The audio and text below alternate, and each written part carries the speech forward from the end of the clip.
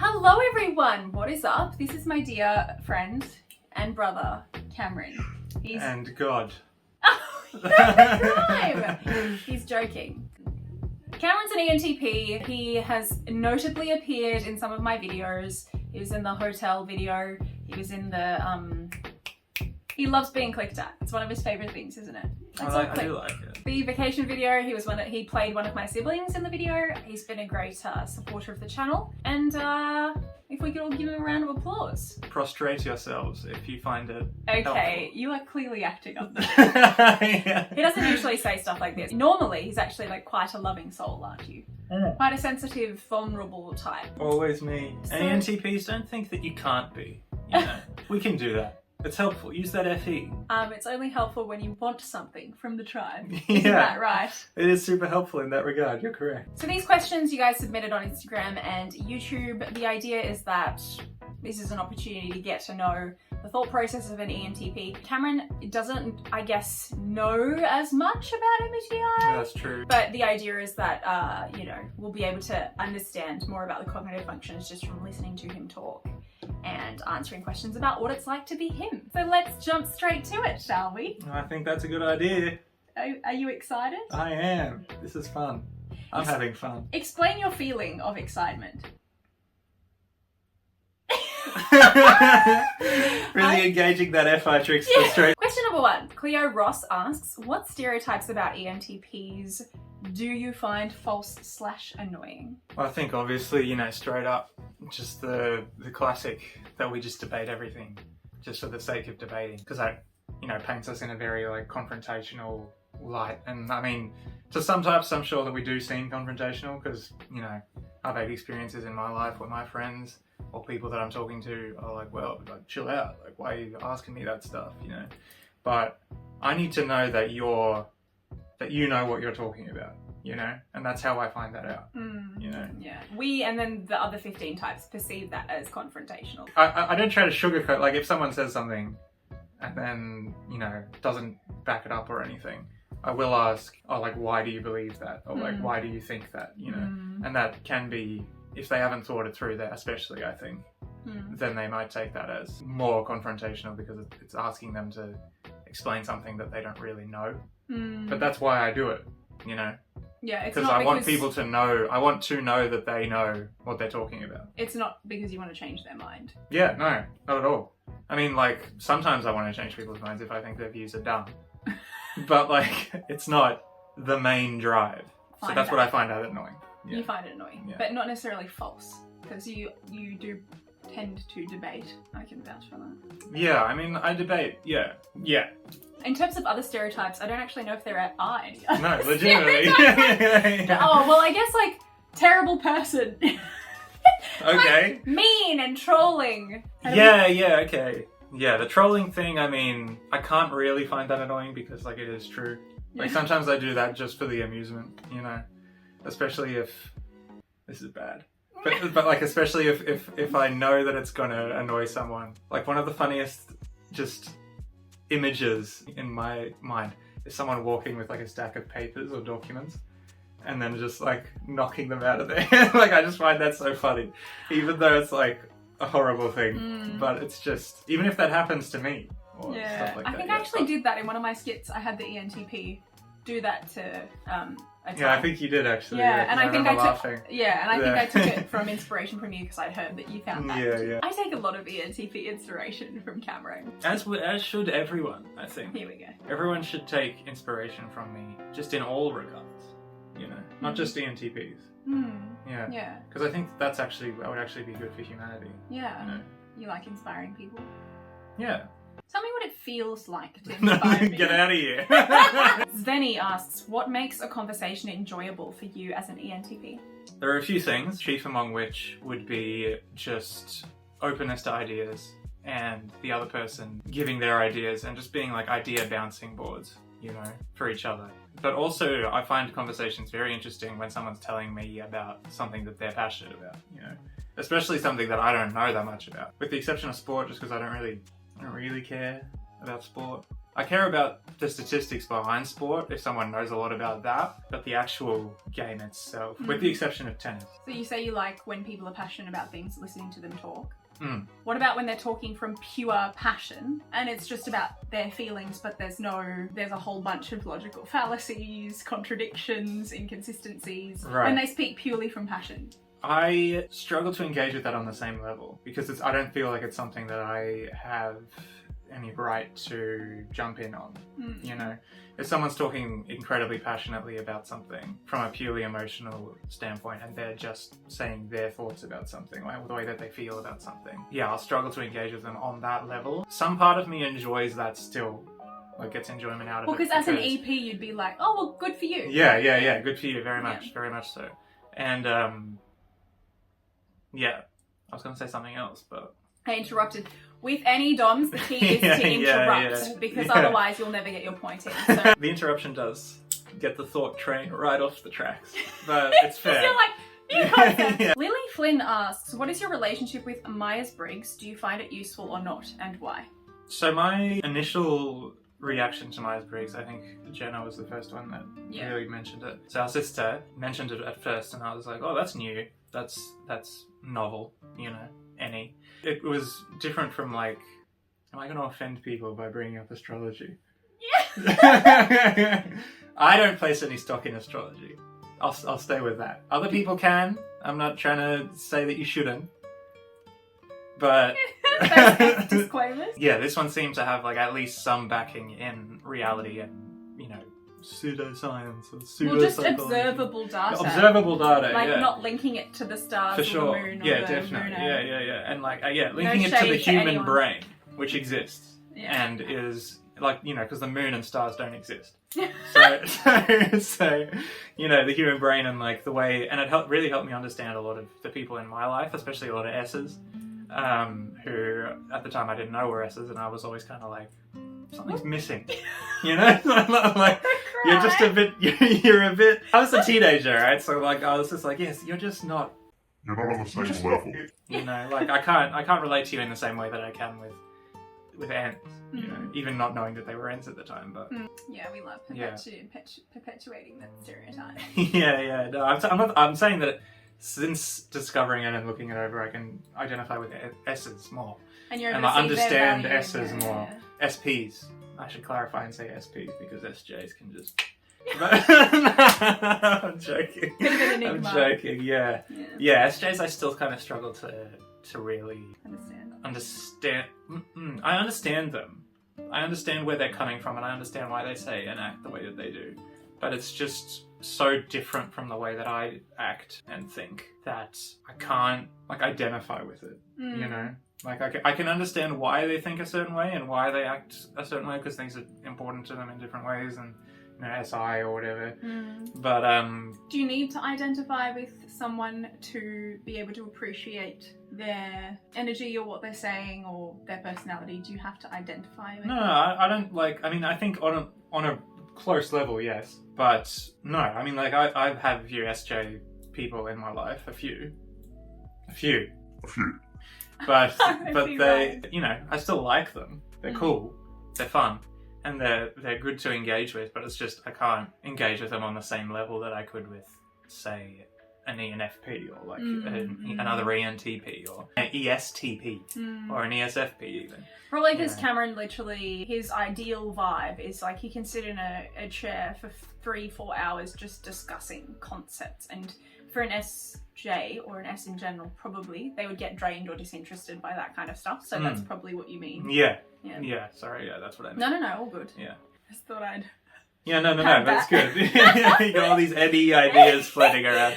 Gotta tie that down. So to sum up, you like MBTI because it helps you to understand people.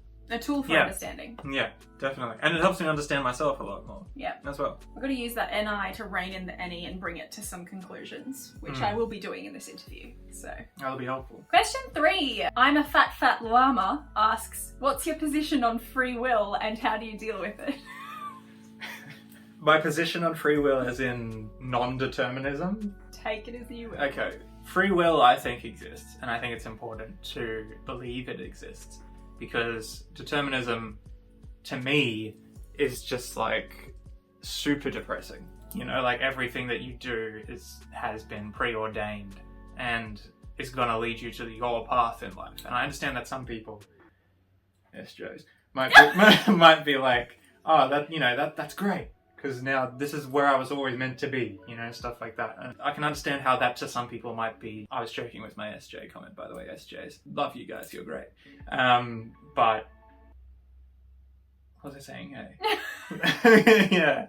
It's important for me to believe that free will exists for my own peace of mind. To be able to have the freedom to bounce between ideas or hang out with the people that I want to hang out with or do the things that I want to do because I want to do them in that moment, Not in a hedonistic way, but just like having freedom to control and live your life the way that you want to. And also it's like, isn't that just boring?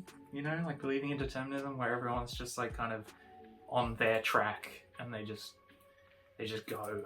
Like, if that's the way that the world actually works, I'm glad that I don't know that yet, Yeah. Do you think it's easier for you to believe in a possibility that hasn't been proven because of your NE, as opposed to other types who would need to really deep dive to believe and like lose sleep over it to really believe that free will exists? Do you see what I mean? You're kind of like, well, I can believe that this and I'm happy with it just being a possibility. I mean, we have proof of free will. We're going to go down a weird path here. I wouldn't say that we have proof of like anything, We've had this discussion before. Yeah. But with your NE, it's probably easier to believe in this stuff.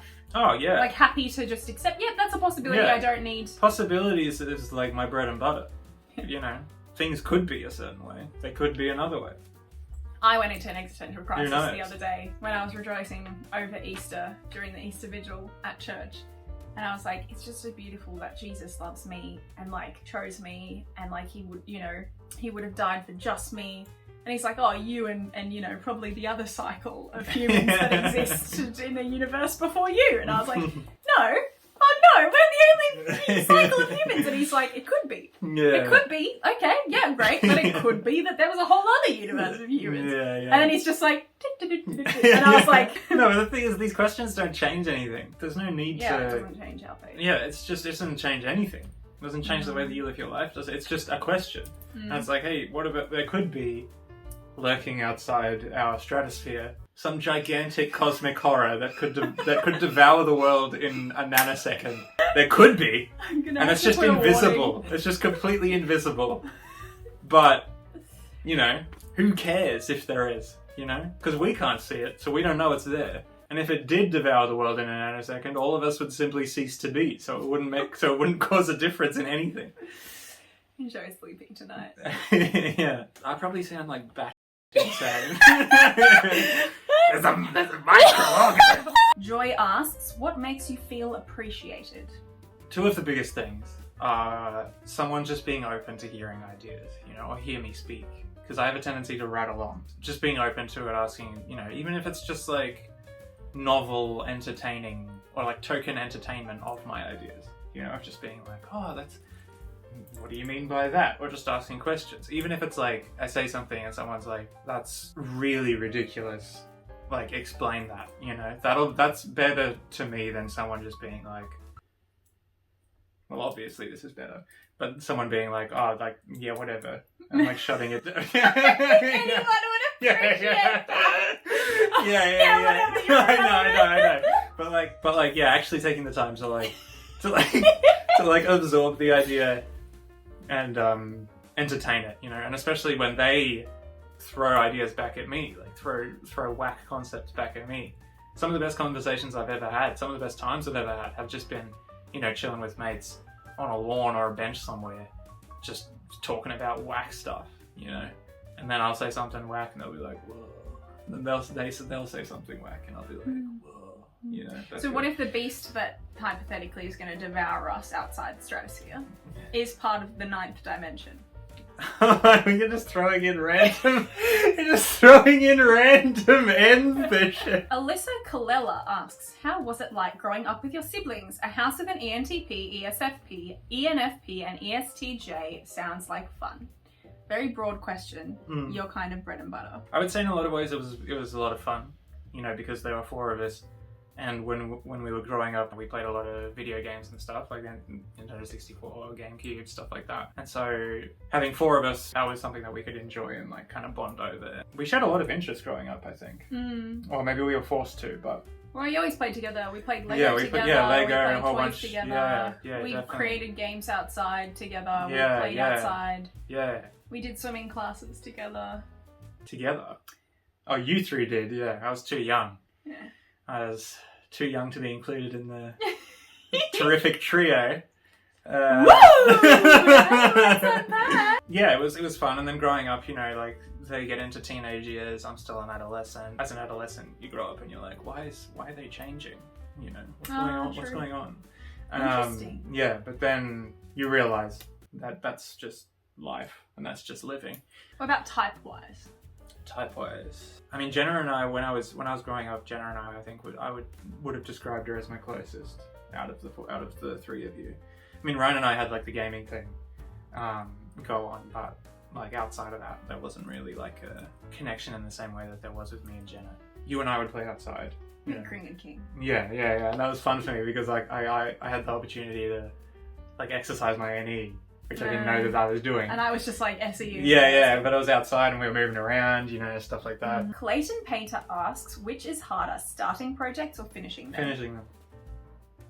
100%, without a doubt, finishing them. Starting things is super easy. To start a project, all you really need to do is have just the general idea that you want to try something, and then an opportunity to try it. Drawing, writing, you know, art of any description, gaming, hanging outside, you know, hanging outside. That's barely a project. I was just listing hobbies, you know, crafts, stuff like that. You've touched on something true there. You think of projects as hobbies. That's like the EP spirit. You do them when you want to, when they're exciting to you. Yeah, so finishing... Then afterwards you're like... Yeah, so in that same vein, finishing them is difficult because of that, right? So you start something and you're like, oh, I mean, I've been writing a book since I was 14. And I've rewritten it like 3 times. I've now like changed it into like an anthology type deal. And I'm not going to get all into that, but it's always, actually no, I will get all into that. Especially like with a book or like a large project, you know, that takes you ages. As you grow, you get better ideas for that project. So you go back, you revise, you rewrite, or you redraw, or you change something here, and then you're like, oh, that's good. And then you grow a bit more, and your time's taken up by other stuff. And then you go back and you change more stuff. And then it changes just consistently. And eventually you're just writing or doing 30% of the thing over and over again without ever making it to 100, you know?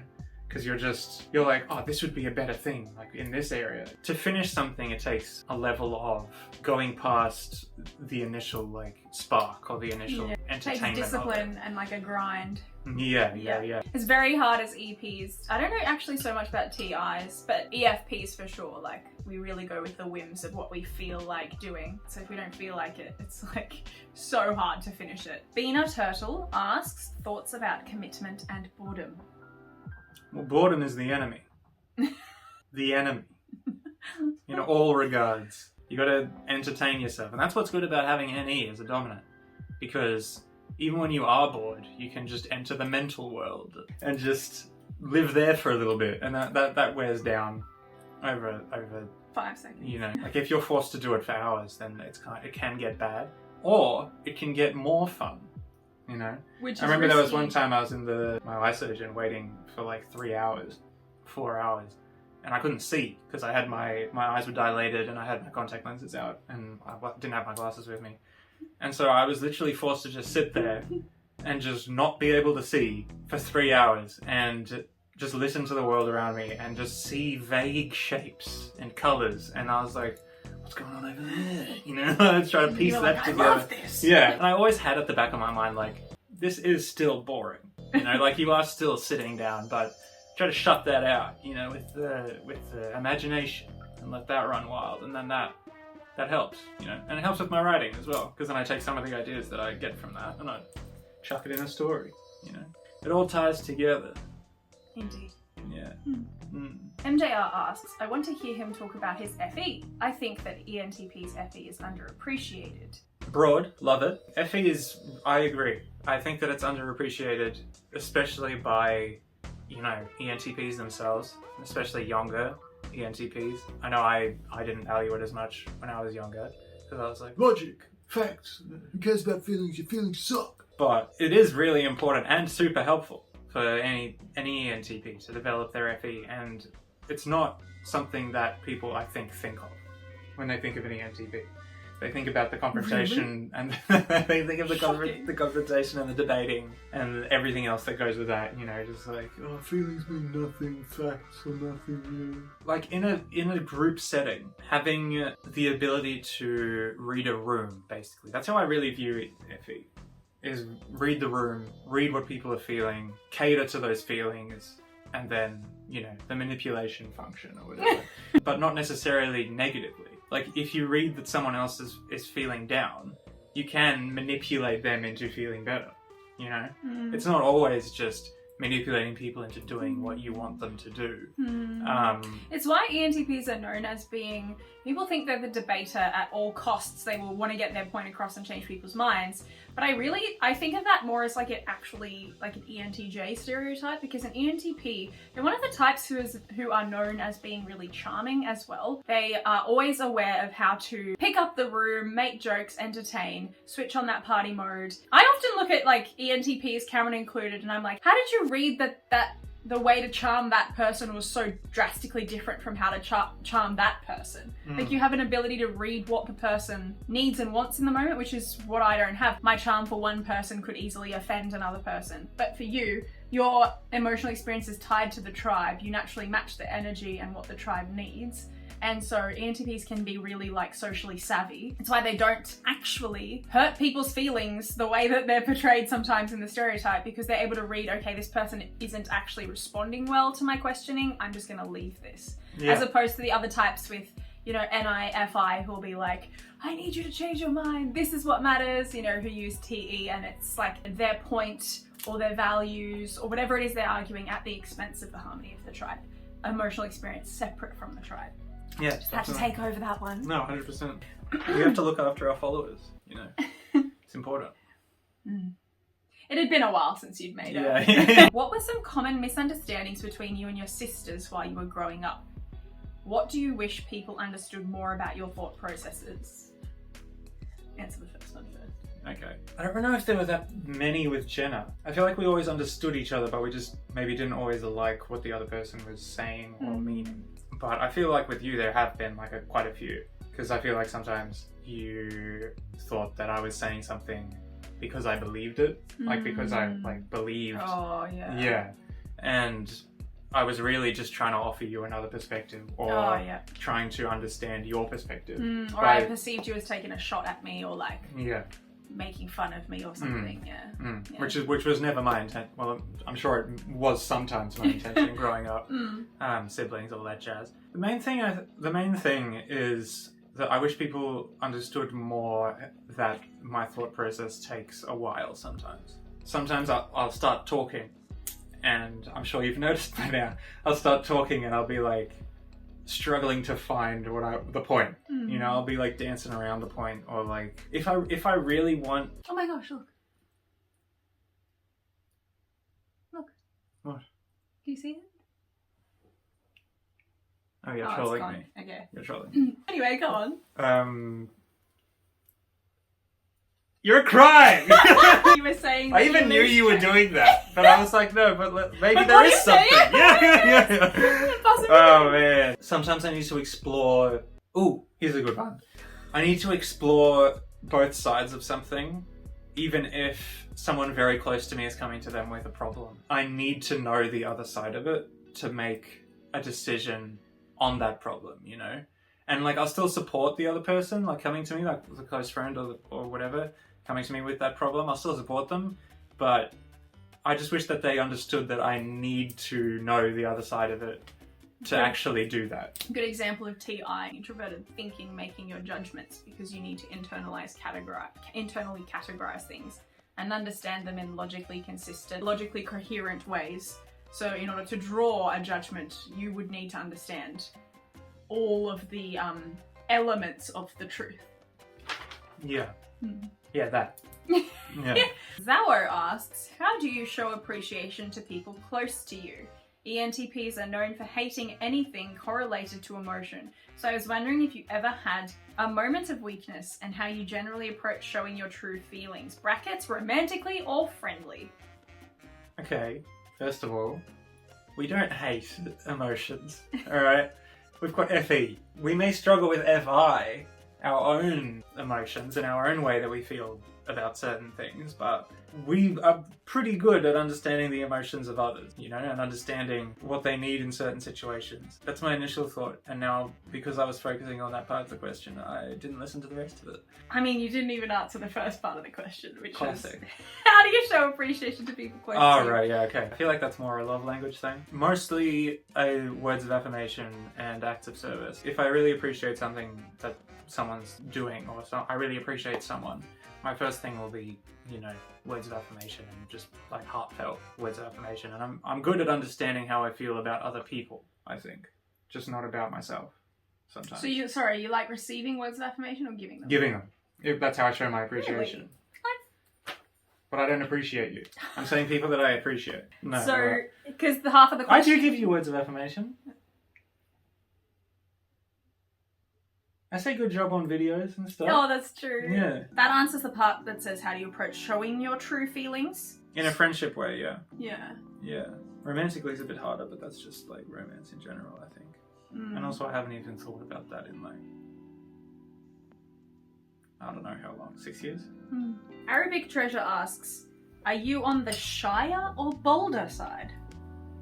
Oh, it depends. Depends on the context, like the environment I'm in, the people that I'm around, where those people are from. In situations where I feel uncomfortable, I'm going to be shyer because I'm going to want to view what other people are doing, the way that they act, you know, how they interact with each other, how they interact with other people. So it's like I'll shy away from being out there if I feel like the situation is something that I'm not comfortable in. You know, like the group of people that I'm around, I'm not comfortable with them. I'm not going to go out and say random BS, you know, like some people do that. So you admit it's BS! I'll just say like random stuff, you know. Have you ever felt so introverted that you thought you might be an introvert? Night! Cute. Yeah, I mean, when I was initially typed by Jenna, I think was the first one who actually called me an ENTP, I was like... Jenna was great. She came in the door, she was like, bang, you're an ESFP, but I was you're like, an ENTP, you're at the an time, ENTP. I'm like, why though? Like, are you sure? Am I sure? And like ever since then, sometimes I'll be on a walk, you know, and I'll be like, maybe I'm not. Maybe I have these other things going on. Yeah, but like maybe I'm an INTP. Maybe I'm... The test, by the way, the first 3 times I took it gave me INFP, you know. In what universe? I know. How are you even answering? Well, that's the thing about the test, right? Because it's like depending on what mood you're in, you're like, it's like, do you like hanging out with other people? And you're like, well, right now, no. So I'm gonna like maybe put like a 3, because I know I usually like to hang out with other people. No, I'm not questioning the I, I'm questioning the F. How did you answer questions that skewed you to an F result? I don't know, man. I took it a bunch of times. I know, but the first time it gave me something that wasn't an ENTP, I was like, that's interesting. Because I trusted Jenna's judgment, and I trusted her knowing her stuff. So I took it again, and it gave me another thing that wasn't ENTP. So I was like, well, this test is gimped. And then once you know that it's skewed, you go back, you read the questions, and you're like, obviously this is skewed. Yeah. It's like, what mood are you in right now? Well, the problem with online tests, the moment you're aware you're being tested, it's not an accurate test of the cognitive function. Yeah. Cognitive functions present without you being aware that they're doing it. So that's going to happen when you're 100. Subconsciously interacting with the environment and the world. 100. And the moment you know you're being tested, that's going to affect the way you're answering it. Not to mention your cognitive functions are impacting the way that you're perceiving each question. We perceive things very differently. The moment you say a social gathering, I would perceive it as a big party. Other people might perceive it as like their intimate group of friends playing board games, and so we both answer we love that. But it's very different parties. Yeah, 100%. We're perceiving it very different. Definitely, yeah. And so we would both skew to extrovert results, even though one person might be an introvert. You know what I mean? That's just an example. Did you ever feel that you might be an ENTJ? No. No. Not at all. I've never been that. You know? They have TE, right? Yeah, And they first. run with it. Yeah. No. And I like, let people do their thing, you know? Like, just why you have to be all up in someone's grill? And I mean, like, I appreciate them existing. I like ENTJs. I find them amusing and helpful. TE as a function, I think, is one you don't really understand, slash... Like. Just relax, bros. Chill out. Morgan McAllister asks, what are some of the most common miscommunications between you two, us two? We kind of touched on that before. We did. Yeah. Not from my perspective though, let me think Okay, about what I but say. no one really cares about that, so just next question. From my end, when Cameron was saying he was misunderstood in him throwing stuff out there didn't necessarily mean that he believed what he was saying, I felt very misunderstood in my personal emotions and when I needed them validated. Since growing up, that hasn't really... It's only been an issue when I go through something really emotionally terrible. But even so, the last miscommunication we had there, I'd say it was like 3 years ago. Neefi asks, how do you experience your SI? As infrequently as I possibly can. I knew you were going to say it. No, I mean, it's a tough one because I'll experience it sometimes. Sometimes my brain will be like, SI thought! And I'll be like, whoa! You know, let's calm that down. Like, sometimes I'll just be like, I'll be looking around my room. My room is an NE, bottom SI stereotype. And sometimes I'll be looking around and I'll be like, well, I should clean this. And then I clean it. And I'm like, nice. Good job. And then the SI immediately leaves. And it just becomes messy again. Because it's like, oh, thanks for feeding me that little drop of nourishment. I'm out the door now. But I think without you even realizing it's existing and giving you a source of energy and self-respect in a way, because I feel like you started to feel better in yourself and more comfortable in yourself and what you're doing when you have a routine to your day. I've noticed that about you. Definitely, yeah. Oh, that is a good point. Yeah. A couple of years ago, I made the decision to cut my days into like 3-hour segments and just associate each segment with a certain task or a certain activity. And since doing that, you get more direction. You know, you get more. What you said before, which I forgot the term. Yeah. But sense of purpose and sense of fulfillment. And the routine, the constant routine, in and of itself, is enough to give you that sense of purpose and that like accomplishment. Whereas for bottom NIs, routine does nothing for me. It's more like I can have my whole day planned out in a structure and a routine, but I won't feel better about myself. What makes me feel better and makes me feel like I'm achieving purpose is if I accomplish something in the day that's working towards a long-term goal. It doesn't matter if I've had my day in a routine, that doesn't mean anything. It's if I've done something that's feeding that NI vision that I've got, which is something I noticed living with 2 SIs versus 2 NIs in my household. That very much manifested. Hello, my name is blank asks, what was your childhood sibling dynamic? How did it change once you became adults, if it did? Did you have to actively talk about your sibling relationship, or did things work themselves out naturally as you grew up? I think we answered the first part. Yeah. Yeah. How did it change once you became adults? Did you have to actively talk about your sibling relationship? I don't remember ever having a conversation with any of you about, now that we're adults, things must change.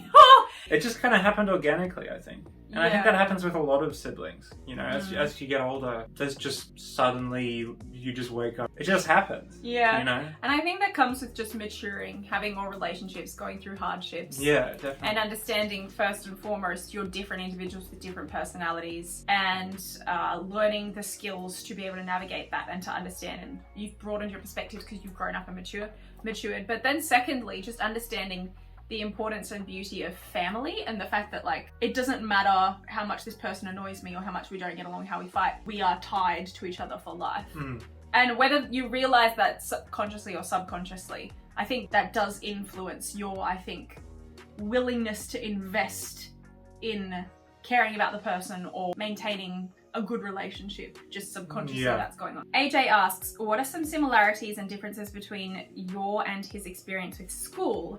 How often were each of you stressed about school, and how did that manifest? Okay, let's answer this as 2 EPs on a scale of 1 to 10. How stressed were you about school? Ready? 3, 2, 1. 1.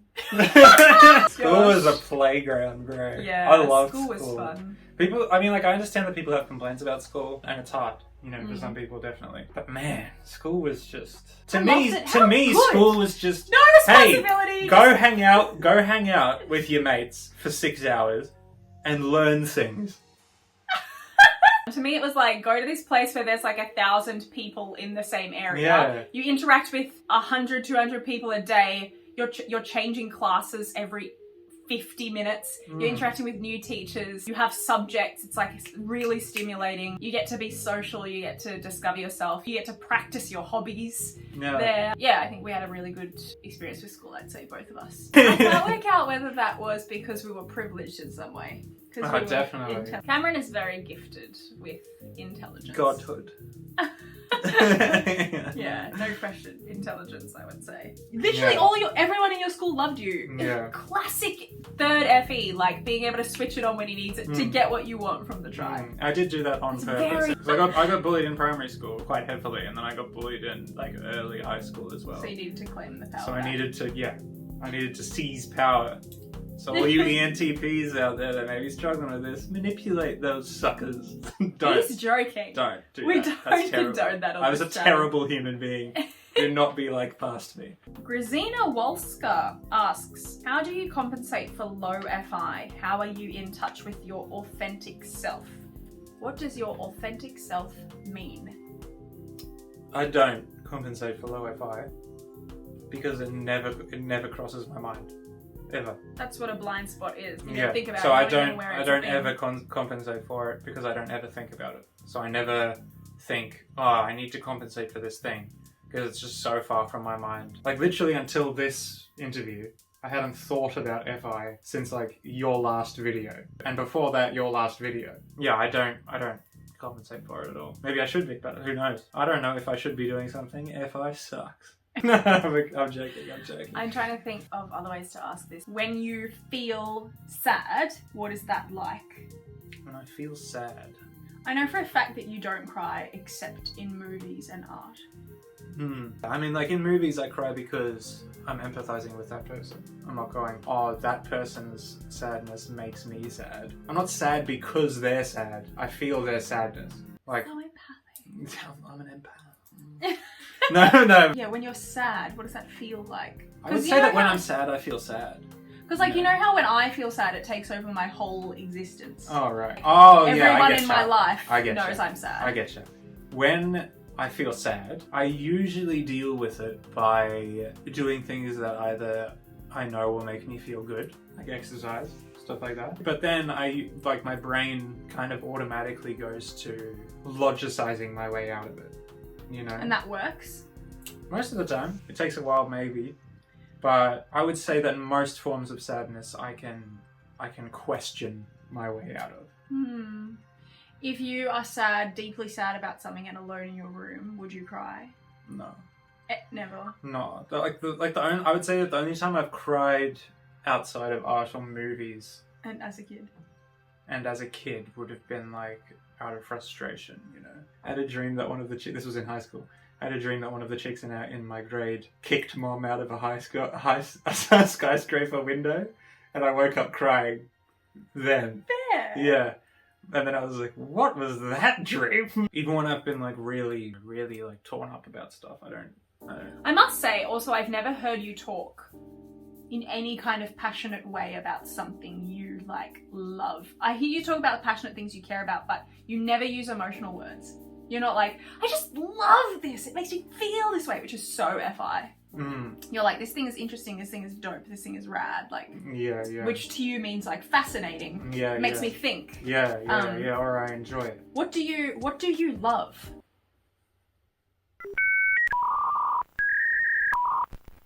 What do you have a deep love for? See, I could answer like 20 things off the top of my head. I don't know, bro. Fun things? My friends? Things that I love are the things that make... This sounds mad hedonistic. But things that make me feel good, I love. You know? Or like, But they have like to- my family, I love you guys. They have to make sense to you, though. Yeah, because things Can, that like- things that don't make sense to me, I can't connect with. Yeah, there we go. See, that's TI versus FI. Because to me, I'm like, it doesn't matter if it makes sense. I feel this way. I feel this impulse. I go with the ebbs and flows of what I feel. That's what I'm using to make judgments. To Cameron, he's always using what makes sense in his subjective set of rules and protocols that is TI. But the thing has is, like, devised. people can make sense to me even though I don't agree or understand them. You know, Yeah. like I can understand what's making them do. I think I was saying this before, but I can understand what's making them act or behave or do things in a certain way, and I can connect with that. I can connect with their motivation, but I can't connect with sometimes the actions that come from that motivation. You know, yeah, and that's where the connection kind of stops, and then I'm like, well, that's a shame. You know, Probably as far as we're going to get about Trickster FI. thank I'm the the same. good Lord above. How do you balance what you think with your TI with the emotional harmony of the group, FE? I wouldn't say that I'm ever trying to balance them in like a conscious way, you know. I'm not They saying work together. I'm like, not saying naturally. yeah, I'm not saying that like it's not something that I think about. I've used too much TE recently.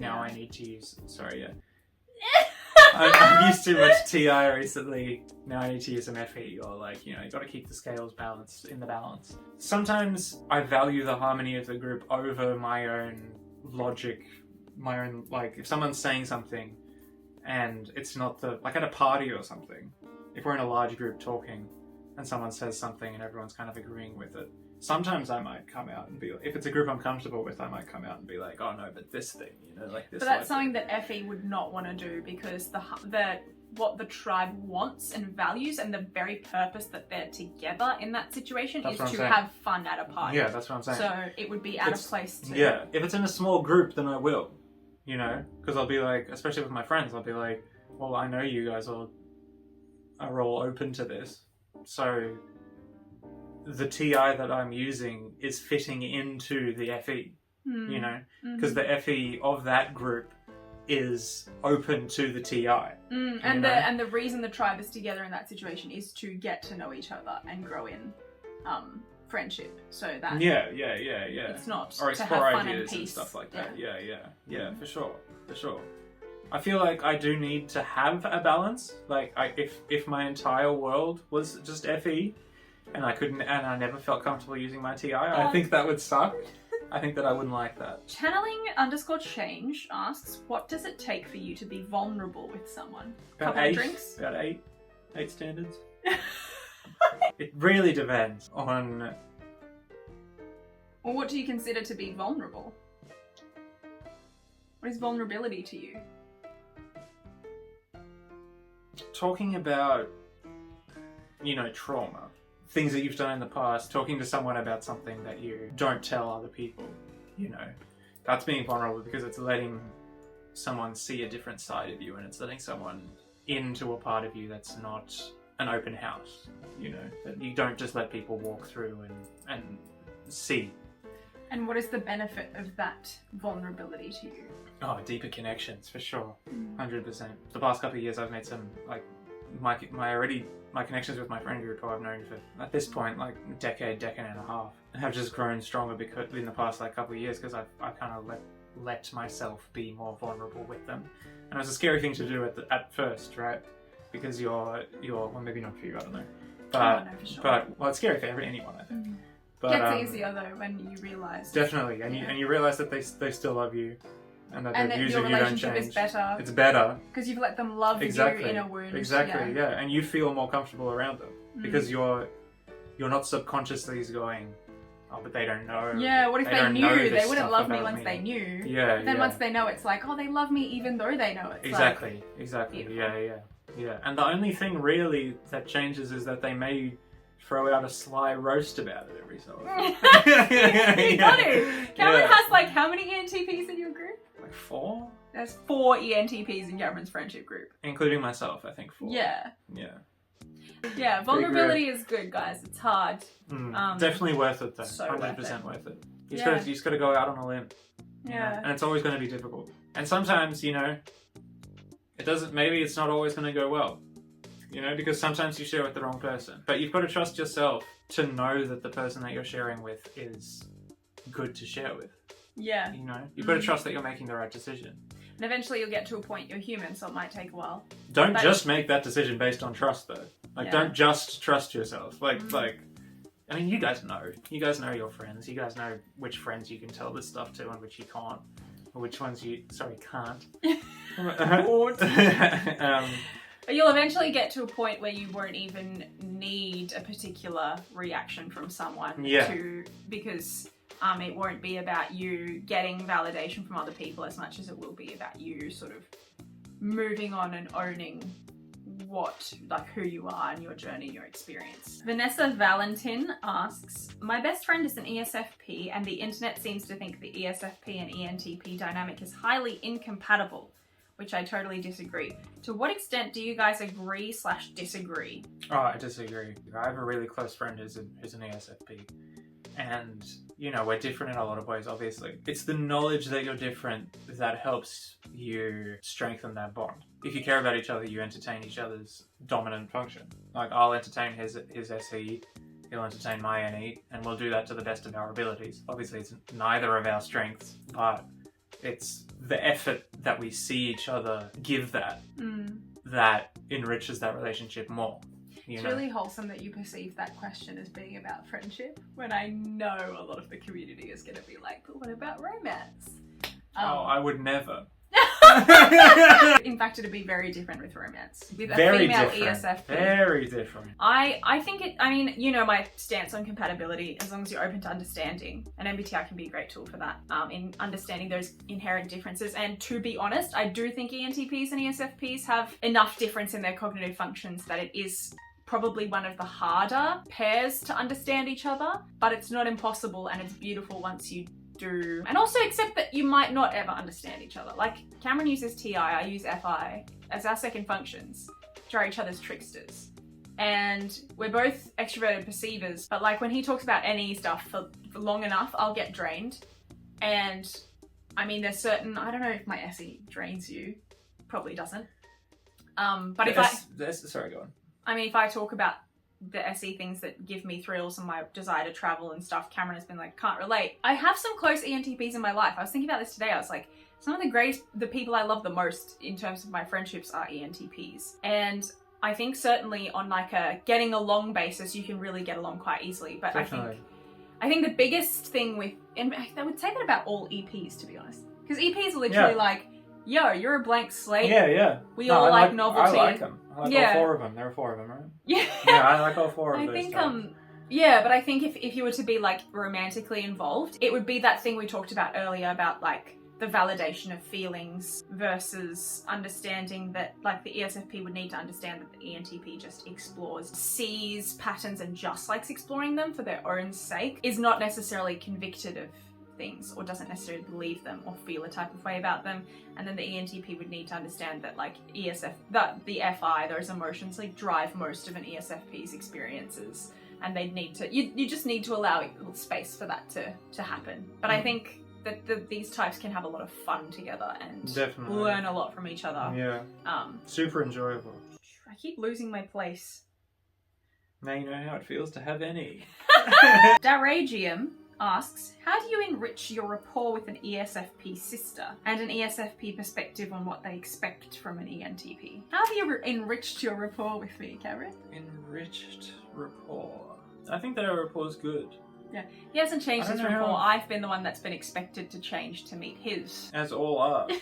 Gods do not change for the masses. No, I'm joking. But yeah, I guess just growing and just kind of becoming more aware of each other and aware of each other's like functions and stuff. The thing that I've appreciated the most about Cameron as we've grown is that he is one of the least judgmental people I know. He gives me the space to thrive in that first extroverted perceiving function, which is important for EPs who value that feeling of autonomy, as all types do, but EPs need to not feel trapped.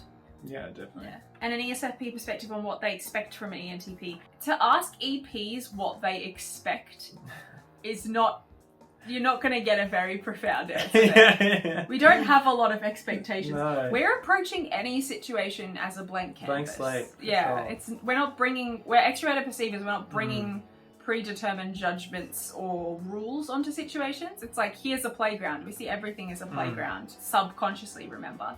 I expect them to be interesting, and they always are. You know, everyone's interesting. I expect them to be a human being. Yeah, There we go. yeah, no. I have not yet been disappointed, but eventually I will find the alien hiding in my nest. I literally expect you to just be... No, I was going to say be you, but not even that. I'm like, whatever do you what give you to want. me, whatever experience I have with you in this 5 minutes that we're going to talk, I'm going to love it, and then I'm going to move on. I probably will forget it, because I'm just playing with the sense data in the moment. I'm not necessarily storing it anywhere, so we can't help it subconsciously. We're just not being Jays. We're not coming on with expectations and rules and stuff most of the time. Slightly different when you say things like, when you're in a workplace, obviously everyone in a role is going to have expectations, but you're in a workplace where there's just expectations, you know? Yeah. Or I guess in romantic relationships would be slightly different. Or where there's any kind of mutually agreed upon relationship where there is, it's understood that there will be equality in respect and dignity and autonomy, then we would expect that to be, we would expect normal things like loyalty, honesty, those kinds of things. But other than that, Yeah. Camellia... War turtle. Camellia Antonia Morong asks, did the fact that both you and your ENFP sister share the same first function make you get along better with her, or did it make you somehow compete with her during childhood? That's just not my jam. I just don't really compete with people. It helps connect with... Well, I mean, that's wrong. I do compete with people. I love competing with people. Mentally. Fair question. I take back everything I just said. I feel like it helped me connect with her a lot. I felt that there was no need to compete with her. I looked up to her a lot because she was the one that I could connect with the most in those idea bouncing sessions, you know, or just exploring mental playgrounds. And also she could understand and help me with a lot of the issues that I had growing up, coming from like a similar place. Not an identical place, but like anything. Sorry, I didn't listen to your answer because I was focused on the butterfly. Always trust your gut. If you feel something is wrong, that's because it usually is. Cameron has one of the best intuitions I've ever seen. I do. Yeah. If you want a good intuition, build a little shrine to me in your house. Make offerings. No, we don't condone false idolatry. Yeah. This is the internet. False? You're a crime. No, I'm joking. Don't do that. This is the internet. That can be cut and used against you in the future. How? Like, they can cut that. And use it against me how? When you get a big corporate job. Nick Merchant asks, how does your sense of humour as an ENTP differ from your siblings? Oh. You can be ruthless. My brain, yeah, it's the darker side, I would say. I can appreciate humour in pretty much almost anything, regardless of what's going on. Like, even if something terrible has just happened, if someone says something that I find funny, I will laugh. If I was going through something bad, and someone made a joke at my expense that I found funny, I would laugh at it. Whereas I feel like you guys would be like, get offended by it. You know? I can do the dark, but you definitely are darker. Yeah. And in our family, there's not. It's a comfortable space, so you can make those dark jokes. Yeah. But you wouldn't necessarily do them in all situations. But you would Yeah, laugh no, at them. definitely, yeah. And also, I find it really funny when someone tells a joke and no one laughs. Like, even if I tell a joke and no one laughs, I find that to be the funniest thing. Like, if someone tries to be funny and fails, even if it's myself, man, that's funny. That is so funny. We have a lot of weirdly specific and nuanced jokes in the family that we got from growing up. Find the same movies funny. It's a very big part of growing up together and only being 2 years in age difference between each of the four of us. Camille asks, what do ENTPs really think about what goes on inside their heads? What doesn't go on inside their heads? That is a good answer. What doesn't go on inside our heads? There's there's no way you can answer that. Yeah, it would be long. It would be long. You know? You wouldn't even probably be able to remember half the stuff you thought about in the last week. Legitimately. I'd be able to tell you everything I thought There's about. so much crazy stuff going on in there. Sometimes it just happens and I'm like, thank you for that. Sometimes I'll literally just have a thought and I'll just be watching. I'll be like, it's like if I was sitting in a room and something happened outside and I'll just be like, oh, that was alright. You know, it's like watching a show sometimes. Like my brain will just be like, look at this zany thing. And I'll be like, oh, thanks for that. That was enjoyable for a little bit.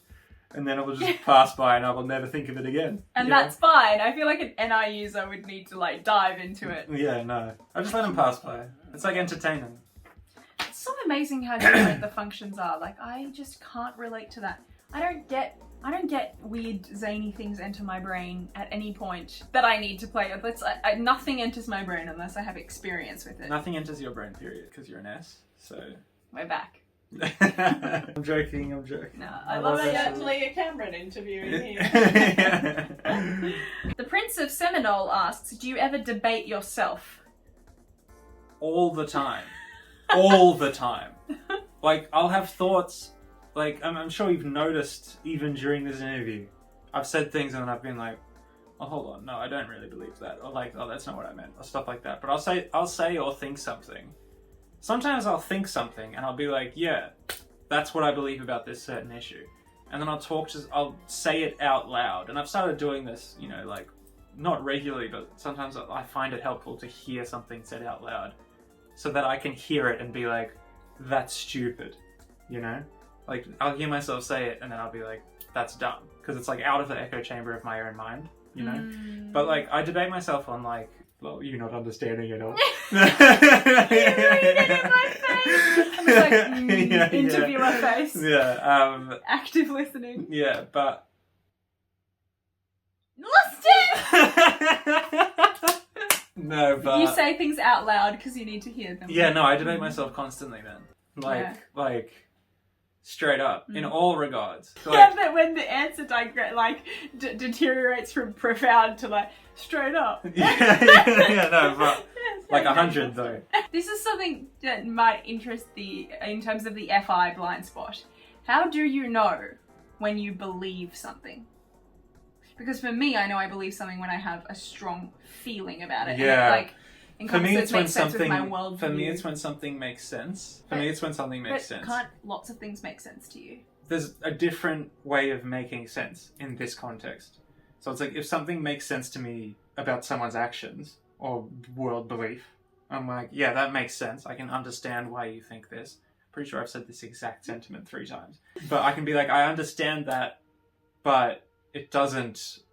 What's the question? Make sense or believe? How do you know when you believe something? That's a question I just asked. Oh, right. Okay. Like, because to me, it's like I feel.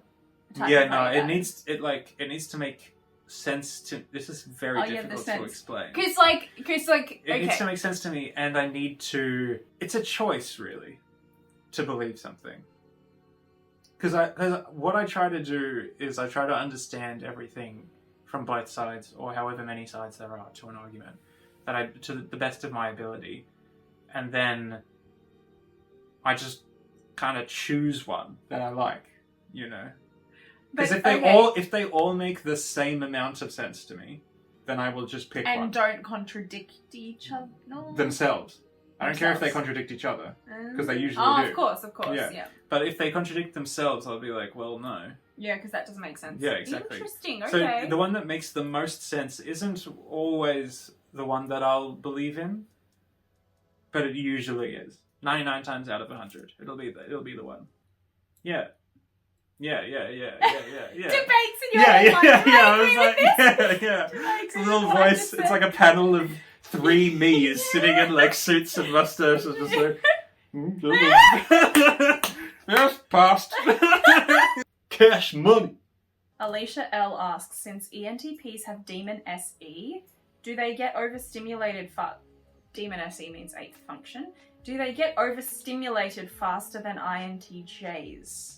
I don't know, because I'm not an INTJ. The times that I do get overstimulated in a situation when there's a lot going on, like sometimes, you know, I don't know if you ever have this, probably not, but sometimes I'll be at a party and I'll be in between rooms. You know, like I'll have gone to the bathroom, or like have gotten a drink, and I'll be walking back into the main room, or between the dance floor and the main room, and I'll kind of just pause and I'll look around and I'll just be like, people dancing there, music, lights, other people laughing, like talking, stuff like that, and I'll have this weird like, kind of like, not out of body, but like weird like everything's moving so quickly kind of experience that I like. I actually like that feeling. I like Not always, but usually I like that overstimulated feeling. Unless I'm like in a situation where I feel like I'm not safe, then obviously I don't like that. Yeah, I mean, I wouldn't say it's easy for me to be overstimulated. If you're in But- a room and there's music and there's lots of chats, I'll usually and just be there's- enjoying it. Like I'll be Yeah. like part of it, Yeah. you know? And if I'm really into, because again, like when you're, well not again, the first time I'm saying this, but, don't know what that was, but when you're, Because you've said it in your mind. yeah. But when I'm in a situation like that, I'm in a massive party or there's a lot of music going on, and I'm talking to someone, even one-on-one, everything else will kind of fade away because the conversation to me is what's happening now, and the rest of it will just be background noise, background vibes, you know, and that'll enrich me through like vibe osmosis. Yeah, I wouldn't say that it's super easy for me to feel overstimulated. Vibe No. osmosis. Yeah. I do in the city though. I don't like the city. Just like the streets of the city, when there's like a ton of stuff going on, I'm like, it's too much to keep track of here, you know? Why do you need to keep track of it? My brain just needs to keep track of it. It's like what's going on over there. Mm. Looking for danger, or like looking for like Mm. other vibes, or there might be Yeah. something interesting happening over there, you know, and there's like a ton of stuff going on. Mm. Or if I'm in a situation where it's not a party, and it's just like, you know, with two other people sitting around a table talking, and there's a bunch of stuff happening around me, then I'll be like, whoa, but that's like NE, right? Mm. That's just like there's a ton of stuff going on, and my brain's like, what's the shiny thing over there? Yeah. As opposed to dominant SE, which literally doesn't get overwhelmed by sense data at any point, at any time. You're The kind of same missing way. out. It's kind of fun. To get overwhelmed by it. A Well, I little get bit. overwhelmed by other things. Yeah, but the sense thing is like something else. It's like, I feel like you'd enjoy it. Like moving through and then other stuff is happening around you and you're like, where do I go next? You know, like where's the next thing? There's like people over there like playing a game, and there's people over there like dancing or something, and you're like, where do I go next? And you're like, you have that like moment of like outsideness. No. Oh, okay. See, weird. even for me, I'm like, I don't think where do I go next, I just go. SE is Oh, okay, always right. just acting. Right. There's right. no, yeah. Like you have SI fourth. Oh, interesting. Creeper. Yeah. She's like, I don't know, Jenna's so gaming to get in. Does doing research energize ENTPs? yeah. I mean, I find that, because research to me is like just looking into things. And the things that you're looking into are things that you're interested in, usually. If you're okay, 2 parts, let me start again. First thing, no, if someone else is telling me to do that research, then I'll be like, well, this sucks because I don't want to do this. You know, even if it's a topic that I'm interested in, if someone's like, research these specific parts of that topic, I'll be like, but I want to. The NE needs to feel like it has the freedom to frolic. Yeah. In the same way that SE does. So with in sense that data. context, no. Yeah. But in all other contexts, I would describe research as looking into things that you're interested in, looking up whatever it is about them. Yeah. And that energizes, I think, anyone, because you're participating in something that you're interested in. Yeah, no. If true, you're true, researching trips Yeah. to like Korea or wherever, yeah, that'll and energize you. Yeah, That's 100%. research. If I'm interested, I Yeah, think for that's you, you research. just get interested in everything. Not everything. Some things just flat out bore me. Like some topics, I'm like, eh. Yeah. You fair know, enough. researching them, I'm like, I'm like, nah. But hearing someone talk about them, I'll be like, yeah, all right. Yeah. And then if that piques my interest, I might research them. Yeah. Yeah, not I in. think NI would research for an end, NE would research for itself. The end Yeah. would be just the experience of researching. I think the whole research thing is why the NEs have the stereotype of doing the rabbit hole searches on Wikipedia. Oh, I do that. And then they Yeah. end up on a weirdly different Oh topic. man, I've had so many. Is reading logical fallacies mentally painful for people with TI as a dominant or Okay, I can't talk. secondary function? I can't talk for anyone else that has TI. This is again something that is in 2 parts, depending on the context of the logical fallacy. So if someone is on social media and they write a logical fallacy and they have no sway over the people that are going to see that logical fallacy, then that's funny. That's amusing. Because it's like, what made you post that? Have you thought this through at all? If the person posting the logical fallacy has like a website or an article or like a paper, what's the internet paper? Blog. Blog. Thank you. Blog and they are posting a logical fallacy, and they have sway over other people, young, influential people, or just not influential, influenceable.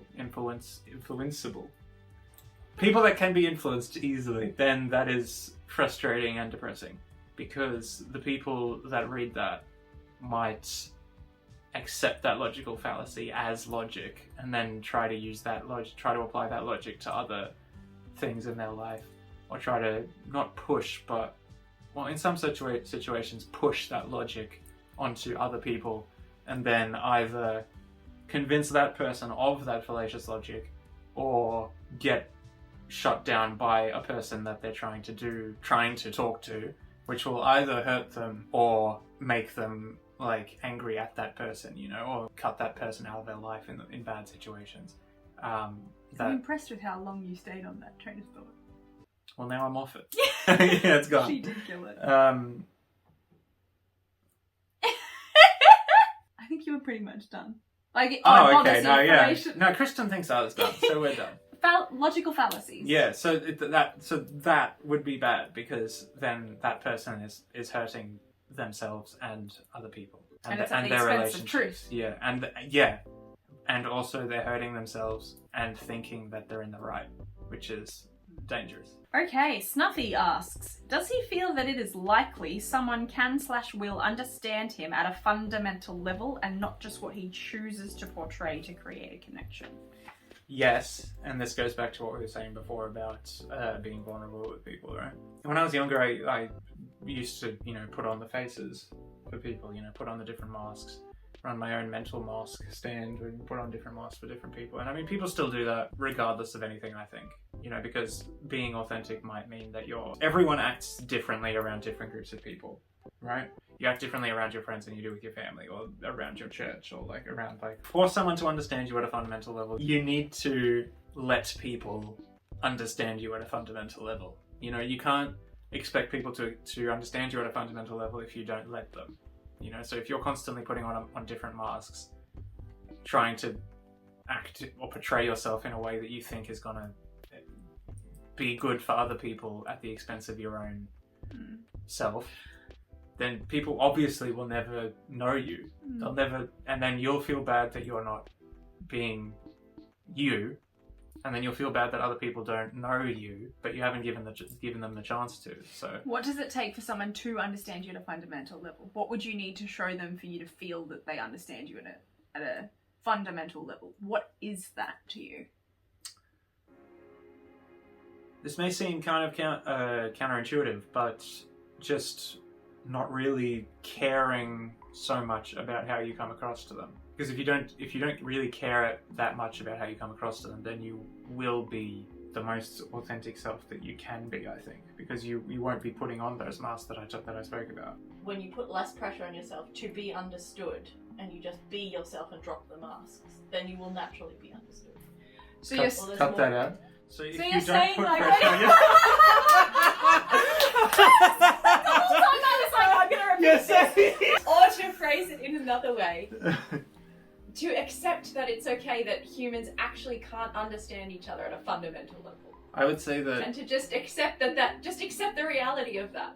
And then just be because then you're not putting pressure on yourself to be understood. Do you think that human beings can actually be understood at a fundamental level? Or is life about acknowledging that? I think in terms of someone's ego, yes. In terms of the way someone, maybe not 100%, maybe not like fully, but the way that you view yourself, you can portray to another person.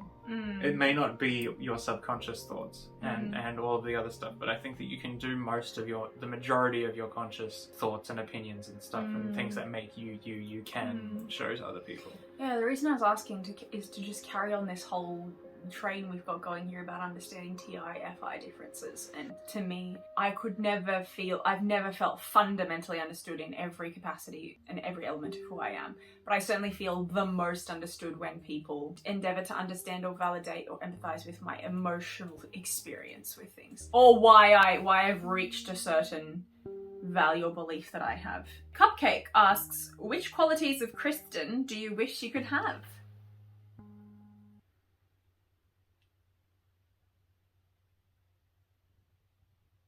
Next question. No, I wish I could have the FI. I think that would help a lot. But also just in terms of you as a person, I think the outgoingness, you know, like the just I'm gonna do this thing, you know, and not be like I want to do that thing, but here are a bazillion ways that it could go wrong, or here are a bazillion ways that all of this stuff could go right, or like, you know, be paralyzed by that choice or that option paralysis, you know. Yeah, like the freedom to just be like, this is what I'm doing and I'm doing it now. Yeah. You know. So you've literally listed that was essentially SE, and then you also listed FI. Does not that say something so like wonderful about the human experience of recognizing qualities that you don't necessarily have or see in yourself and seeing the beauty in them, and that we all have gifts based on our type that we can offer other people and that can be found beautiful by other people if we just endeavour to understand. For sure. Yeah, and it's cool because that's something with using MBTI as a tool that's not something you'd necessarily covet. It's just like, this is how she is. Yeah. And it's like something that I'm not going to be due to my functions and my blind spots and stuff. So you're but saying that's fine. coveting things is good? No, I'm saying like it's good to use MBTI as a tool, and it's like To it covet. helps you to not covet Oh, okay. because you recognize like I could covet TI, like I could endeavour to actually use TI one day, but knowing MBTI, using it as a tool, I understand, no, I'm actually literally never going to use TI, and to use TI would like contradict my FI, which I love about myself. So. But Anyway. you can still see and admire things you love in other people and aspire to use. Is there a and ghost do in here? those things. I don't know where Like, we this keep voice hearing is this from. disembodied voice. So Jenna's in the room, she just said a good point, which is that with MBTI you can see good qualities in other people and be like, that's a beautiful quality and I appreciate that quality, but not beat yourself up for the fact that you don't have that quality yourself. For sure. But still endeavour to use the quality. Like I can be like, I'm going to try and be better at FE in like forgetting my FI and like trying to meet the vibe of the tribe, but accepting it's not my natural mode, and that's fine. There's beauty about my FI. So Yellow Spice Family asks, and this is the longest question we've got, so bear with me, we'll break it up into sections afterwards. Why y'all be forever approaching every inquiry in the least socially productive way possible? Okay, that was the main question. And they've added, as an ENFJ, this has been my primary frustration with ENTPs. Their foundations of fascinating ideas that they couldn't possibly have pitched any worse if they'd been trying to sabotage themselves. Brackets, are you trying? Like, seriously? So often, I've had to utilize every facet of my charm and linguistic facility in a desperate attempt to rescue an ENTP's very worthy idea from the dustbin of collective rejection, only to have their progenitor lose interest and throw the entire room into a new furor before I'd finished. Arrgh! As we've touched on in this interview, I I'll don't let think you that's answer that. true at all. It's not. As we've touched on in this interview, like, We use our FE more genuinely, I Yeah. think a lot of people... than people think we do. You know, maybe the ENTPs in your life are just, you know, I mean, not yeah. developed. Yeah, Maybe this they're is- still in their larval stage of godhood, and they haven't become us yet. The hive mind. Yeah, like I can appreciate how you have perceived certain ENTPs in this way, particularly if they're maybe like younger or like haven't, I don't know, integrated all their functions or whatever, however you want to put it. I know a lot of ENTPs, and it's not my experience at all that happens. Although, that being said, if I sensed that this was your outlook, I would do that to troll you.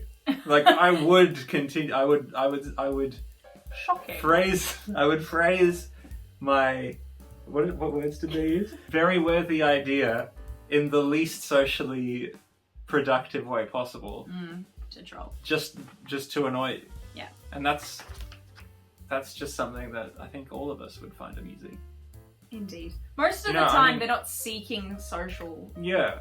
harmony. I mean, when we just have raw ideas, sometimes we might just throw out an idea without really cooking it first. Just throw out a raw idea into the pan of the social idea. I lost that metaphor. Into the cookout of the social cookout, and just hope someone else cooks it for us. And you know, I do that sometimes. I'm just like, hey, what about this thing? And then, you know, like some INTJ, or mostly an INTJ, will like grab that, cook it up, and make it into a nice dish for me. And I'll be like, thank you for that. You know? Stupid metaphor. Yeah. Yeah. Like, I don't have time sometimes to formulate these ideas. I'm Yeah. too busy being Yeah, fanned here we with go. palm Here we fronds go. and being Here we fed go. grapes. This question was written by an ENFJ who's using FE first. So they are naturally prioritizing and noticing when there's even the slightest change in atmosphere or the needs of the tribe. And so we would all perceive ENTPs in different ways. That's why an FE Dom would perceive them and notice this maybe first about them. But an ENTP isn't going into a social situation hoping to create the best socially peaceful or harmonious vibe. You know, they want to explore ideas. That's their first function. They want to have new perspectives, discuss their new perspectives, meet new people, hear about weird new experiences, hear about new life journeys. I totally get where this question is coming from. At the same time, I think you'll find that a lot of ENTPs, yes, they can absolutely be like this. And as we said earlier, you in the house, like you in the family dynamic will absolutely be like this because it's comfortable. You know that we understand this is the way you are. Yeah. And with my ENTP friends as well, it's in a very intimate environment, like a board game night or like a chat, and we know each other well, so this kind of But then behavior I will be think that more... this question doesn't apply. Because if the social aspect is comfortable. That's right. Then... And I wouldn't expect, and then I wouldn't even be expecting them to like meet the harmony or like sugarcoat or anything. So, but maybe an FE in the same room, that intimate gathering, would still be expecting the harmony and in fact probably like in word productivity implies some sort of outcome. Well, it's an EJ, like they want to make the world a better place through relationships and like people. Everyone working together to create a better something. like world together, create better. This is phrased in like the relationships. context of like a job. Every inquiry in the least socially productive way possible. So when we're asked questions, we respond in the least socially productive way possible. Does that mean towards an end of everyone getting along or achieving a goal or something? Because ENTPs would be thinking about that in some capacity, but not really. Well, an EJ would be approaching an EFJ would be approaching a social gathering being like the outcome is for everyone to have a good time together, night a good shared together, experience, a shared experience, grow in fellowship. Fountains of fascinating ideas. Which to me we can grow in fellowship, and that's a goal. Like that's a nice outcome. Well, that's what humans desire. Exactly, in some but way, it would it's look not very what- different in exactly. expectation or whatever.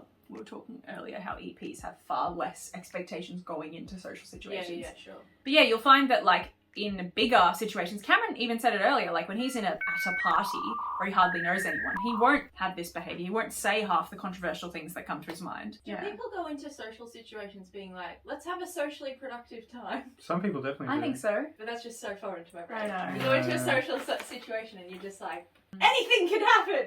There's literally no future or goal. It's just you're constantly experiencing the present. The present moment. Yeah. Anna asks, did you know about Myers Briggs before or after Kristen? How did you react to me starting my videos? We knew about it at the same time. Yeah, I think I touched on this like early on.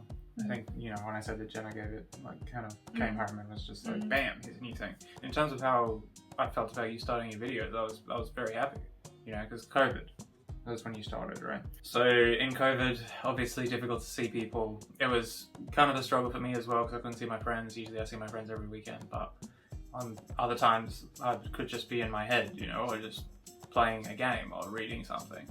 But, you know, I knew that Kristen was struggling a lot because she couldn't engage with the SE. You couldn't go anywhere, couldn't go outside, you know, had to be wearing a mask and just do your task, going outside and then go back home and stay in your house. So, you know, when she said that she was starting a YouTube channel, I was like, oh, that'll be good. That'll be great because you'll be able to engage with people online. Straight up, didn't think that it would turn into the thing that it's turned into. But, you know, I'm glad that you stayed with it. But yeah, I mean, like, I was like, this will be a good thing for her during COVID to like be able to engage and just use her acting and use her SE and ESFP personality in general to engage with a whole bunch of people. I was happy, and I'm still happy. I'm glad that it's become the thing, and you know, glad that you guys are so receptive of it. So thanks for that. Cheers. Let's Craft with Daisy asks, does your brother complain a lot? I want to craft with Daisy. I wouldn't mind. Let's get her out. Would Let's love- do some crafts. would love some craft. Cameron is one of the people who complains the least I've ever met. Nice. Grammar! Syntax! Cameron is one of the people who complains the least out of all the people I've met. Says the Says the exact No, I said, same thing. Cameron's the one who complains the least of the people. It's the same clause order. Okay. Cameron Out of the doesn't. people I've met, Cameron doesn't complain very often. of all the people I've met, Cameron complains. Cameron is one of no. You get it. Okay, great. We got there. We didn't, but you know what I meant. So Cameron will complain, like, you'll complain about something in the moment when it doesn't work for you or when something has happened, but you don't complain about things happening in your life. I wouldn't even know half the stuff that's happening in your life. I wouldn't know if you're sad, if you've had a stressful day. I wouldn't know, like, I don't know if it's tricks to FI, but you just... That's my thing. I deal with that. Yeah. There's I no don't point know. of him about complaining about that stuff. Yeah. I do like to. He complains about the world and the state of the world, but it's not even complaining. No, It's like a. It's stating It's an a interest. concern. Yeah, concern. Yeah, It's complaining, it's like an yeah. interest. I like to complain about things to, as I said before, I like to hear myself say things so that I can be like, oh, I actually don't agree with that, or that sounds stupid, like hearing it said out loud. So if I complain about something, I'll hear myself say it and I'll be like, oh, that's not that bad, man. And then I'll be like, oh yeah, true, that's not that bad. And then, so it'll help and then me. the panel goes. Yeah, the paddle will be not that bad. No, but I mean, yeah, then it helps me deal with it, you know, because I'm like, oh, that is actually not that bad. I feel like it can. INFPs, you'll agree with me here. If you let something stew in your brain for too long, it'll just become worse. So I say it out loud, and then I'm like, almost from an outside perspective to my own words, be like, why are you complaining about that? That's nothing, you know. And then I'll kind of be able to move on from it. I very actively thought multiple times, wow, I cannot believe Cameron was going through this or this happened to him and I didn't hear him complain once. Okay, the video cut out halfway through that spiel and we went on to talk for probably another 5 minutes about it. We did say something that was important, which is TI-FI difference that I pointed out, and you know, Cameron complaining about things that aren't so personal versus my personal. He'll vent about the world. Then we said that the word vent is probably better than complain, because the word complain implies that you think the world sort of owes you something, and if you're continuously complaining about things that, like, subconsciously you convince yourself that you are still bothered by this thing. Jenna pointed out that if you are complaining about things a lot, it probably points to something subconscious that's going on that's deeper than the thing you're complaining about,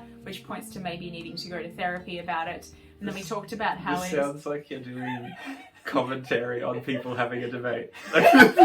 Jenna's pointed out that there's a... This is the NI summary. We did end up saying that venting is healthy. There is a healthy place for venting, in the sense that it is a good way to express something that's bothering you in a safe space so that you can not suppress it and work out how you're feeling about things. But then when you start to, I guess, burden others or yourself with things after they've been expressed, that's when it can get a bit, I don't know, problematic if you're not being charitable to the person you're complaining about or to yourself or whoever it is. So there's a healthy place for venting. You know, there are many things we don't have control over in this world, but the one thing we do is our own mentality and self-mastery. Can I just point out something about NE for the viewers? Before, when we actually talked about this, before the filming cut out, Cameron and I were both very enthusiastically chiming in ideas. And then because it was repeated and it was something we'd already talked about, we did not throw energy. I know, I was the like, same ideas. The same ideas we didn't throw them back Like, in. they're dead to me now. They're gone, man. And also, Old ground. it's literally because they just disappear after you say them.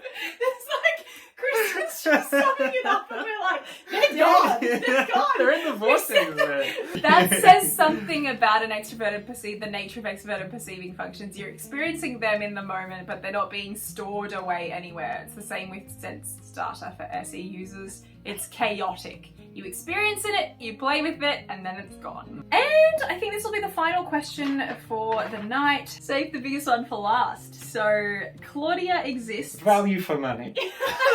How does your faith fit in with your life and personality? Well, it structures a lot of the way that I act, I think. You know, it's almost like a free set of FI.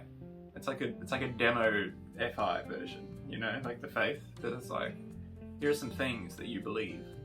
Oh, I see. Yeah. So you said earlier, when I asked you what constitutes a belief to you, you said it's the thing that makes the most sense, or at least it has to make complete sense before you believe it. So Yeah. you would say that the faith Yeah. Yeah, it makes sense. I mean, the thing, yeah. I mean, to me, and I understand that this is different for everyone else, but to me, the Christian creation story does make the most sense, because it's easier for me to conceive of a time before everything existed and then a being made existence than it is for me to conceive of there being nothing and then everything just appearing. And even when I was like atheist, like that was still, I was still like, well, that still makes the most sense. So like maybe I wasn't like a true atheist or whatever, but it still made the most sense that there was a higher power making all of this, you know.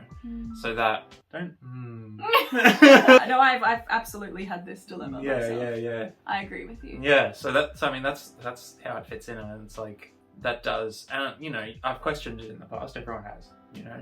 You have crises. You have crises of faith and all of that jazz. Yeah, I question everything constantly, but you know, part of the faith is, you know, like reason will only get you so far, and then you've got to take the leap. Yeah, take the leap, jump in, and use the faith to explain the rest of it. Or not explain it. Well, explain is a bad word for that, but yeah, just have faith that the rest of it is the way it is, you know. And I mean, like, people that believe in the Big Bang have faith that that's the way that the universe was created. So everyone has faith in that creation myth. Well, they have faith in the scientists too. Yeah, everyone has faith in something. So having faith in different things, other people might be like, oh, well, that's silly, or oh, that's lazy, or there was just some force that created all of this. And then to other people it might be, oh, well, believing that everything just appeared is lazy, you know. So everyone's different in the way that they even view. even the artifacts and the fossils that were collected to support whatever it is where the world came from, unless you've touched those things for yourself, you're having faith in the testimony of the people who collected and saw those. There's always faith in and as our technology grows more and more, and our ability to create things grows more and more, then that's going to be even more thrown into question. You know? Oh yeah, for sure. Because then it'll be like, well, we could have just made all of this stuff, you know? Yeah, interesting. And far into the future, it could be, well, humans made the universe. If technology gets to a certain point, if we survive long enough for technology to get to a certain point where we can create whatever, then I can see it being totally feasible that people would be like, oh, well, humans of the past made all of this, you know? Or we made all of this. That classic dilemma of, you know, there's nothing to prove that you're the same person as you were when you fell asleep last night. You know? No. You don't know that dilemma? I've just heard it for the first time. Oh, it's a classic one. When you go to sleep, you're unconscious. Like you're in a subconscious world, a dream world, if you will. And then when you wake up, you're you, but you've just woken up and you have all of these memories of the past that could have come from the subconscious world and just been things that were just pulled from there. And then I'm probably not explaining this 100% correctly. I get it. It's just the first time I'm hearing this. It's the first time I'm hearing this. This is killing you. I know, I was going to say this. I mean, and think even about the Cartesian ego and how you change over time from when you're like 7 to 27. Yeah. How do you know you're the same Yeah, person? exactly. Well, The ship of Theseus, it's Theseus ship. Faith fits into everyone's life. You know, even if someone's atheist, that's a faith in itself, because they have faith that there are no gods. You know, they have faith that they're right about it. That they're right about the fact that which they is have no faith gods. is not provable. Yeah. Yeah. So faith is, everyone has faith in something. Even people that think that they don't. They have faith that there's nothing else, or like there's nothing and there's all the other stuff. It's like a nihilistic religion almost. Maybe not religion, because religion is like structured and junk. That's the second part of it, right? How does faith fit into your life? With your life and personality. Personality. Probably has. I mean, it definitely has, right? Because beliefs structure your personality. They structure the way that you see the world, the way that you interact with the world, the way that you interact with other people. You know, the teachings of the faith that you believe. They'll structure the way that you act to other people. Myers Briggs can only take you so far when it comes to faith and personality, because faith is ultimately faith in the Christian, in God, is ultimately just sitting with God, being in conversation in the presence of Him.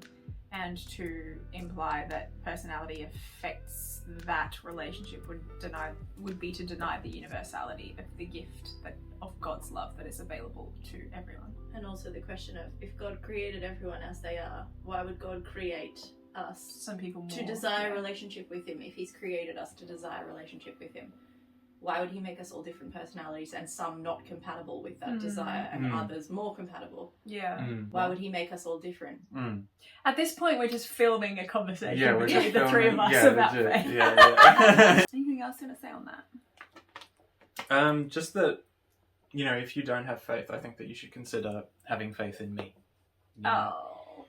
I can provide. And that's all that you should care about, you know. That one didn't feel good. When you make a joke, do you just start talking and trust your ability to come through with a good one, or do you think about it before? Barely ever do I think. It's, what do we say? It's the constant moment, and then it's the next moment. And What then a it's the thrill. next moment. Yeah. You just start Constant talking and feeling. you're like, Yeah. okay, where's this going? What's going to happen now? Yeah. What am I going to say? What does relationship with God mean in your life? What does that look like? Chilling. He's everywhere. I just chill with him. You know? Let's kick it. We've clearly surpassed the serious quota. Yeah. It's a journey. It's a journey You don't have to that have you're a always perfect on, answer you to know? that question. Yeah. Not having a perfect answer to things bugs me. It's definitely something that I've struggled with, you know, in the past, because, I don't know. When I was younger, I felt it. I think unworthy. This was novel. This was different. This was slightly more energizing because I've just not heard like 90% of that yet. All right, guys, that is all the questions that we have time for today. Well, I mean, we have more time, but The video's already long. yeah. Yeah. Um. I'm sure you don't want to see too much. Yeah. No. It's dangerous Yeah. to look at me for too long. Look where that went. Are there many of those comments? So many. Yeah. This was fun, Cameron. Thank you for coming on the channel. Yeah, this was fun. I enjoyed it. Yeah. Thanks for having me. Yeah, I thought several times throughout, I was like, gosh, this is interesting and there's so many awesome insights here. I should do interviews more often. Please leave your thoughts in the comments on anything that you thought or discovered or just want to say about what you've witnessed today. Don't know if this will be 1 video, 2 videos, 3 videos, but thank you for watching, no matter like however long it was. We'd love to hear your thoughts and if you relate to anything Cameron said as a fellow ENTP or not, or your thoughts on TI versus FI, trickster, or secondary function. Would love to hear your thoughts on that. So, yeah. Anything Yeah, thanks for sticking with it. I waffled on a bit, but we got there in the end. We did. It was fun. Okay, until next time, guys. Right on. Peace.